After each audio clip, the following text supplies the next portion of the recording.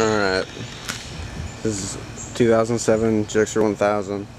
I just wanted to kind of take a video of it for you so you can actually see it and hear it run. Like I said, I've never really done a deal this far away for this much cash, so I'd really just like to take every precaution that we can. Now I'm gonna go through and show you a couple of defects that are on the bike. I took pictures of them, but I also just wanted to show them to you on video. I don't know that you're going to be able to see them that well, but we're going to try to see. The first is a little burn right here on the headlight. I say burn, it's really just like a little mark. It looks like a couple of bubbles or something. I'm not really sure what happened there. It's really tiny, but I just want full disclosure.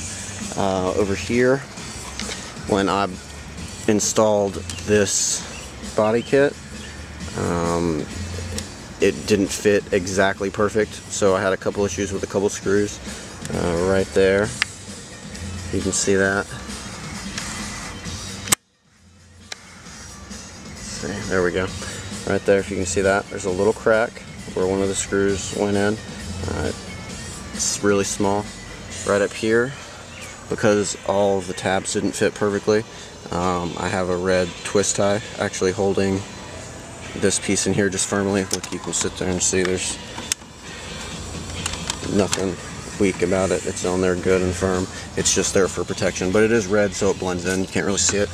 And then, let's see, down here, again, when I put this body kit on, not everything fit perfect. There was a screw behind a part of this and it kind of pushed it forward, so you see that little bump right there. But other than that, it's not really anything wrong with the bike at all. Let's see, let me start it up for you. Alright, let's see, I'll show you the odometer if we can get in there.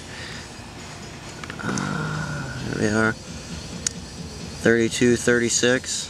Now you see it flashing 5D right there. When I installed this body kit, I actually pulled the wire off of the steering damper, so it's not actually hooked up to the wiring harness. This happens when you put in any aftermarket steering damper or anything like that. It doesn't actually affect it working at all, just because it's newer electronics. It reports to the ECU, and if it ever comes disconnected, it just flashes 5D, which is actually an SD for steering damper. You'll see it right down there. Let's see, there's actually a cover right there on where the connector used to be, so there's no free hanging wires or anything like that crap. It's all been taken care of, but it does just sit there and flash 5D. Steering damper works and everything, but full disclosure, it's nothing to worry about. Alright, I'm going to go ahead and start the bike for you.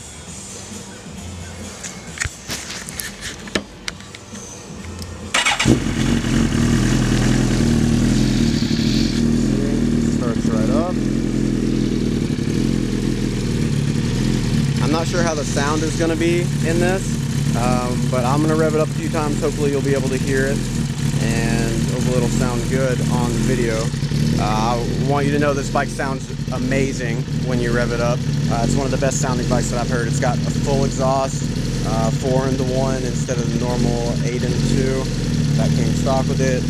It's got a level 1 racing exhaust on it for the can, and it honestly really sounds great. I actually have a lot of people mistake this bike for a 600 since it only has a single-sided exhaust. But it actually flows and performs much better than the dual-sided stock. Now that it's kind of warm, let's see if I can rev it up and see what you think about the sound.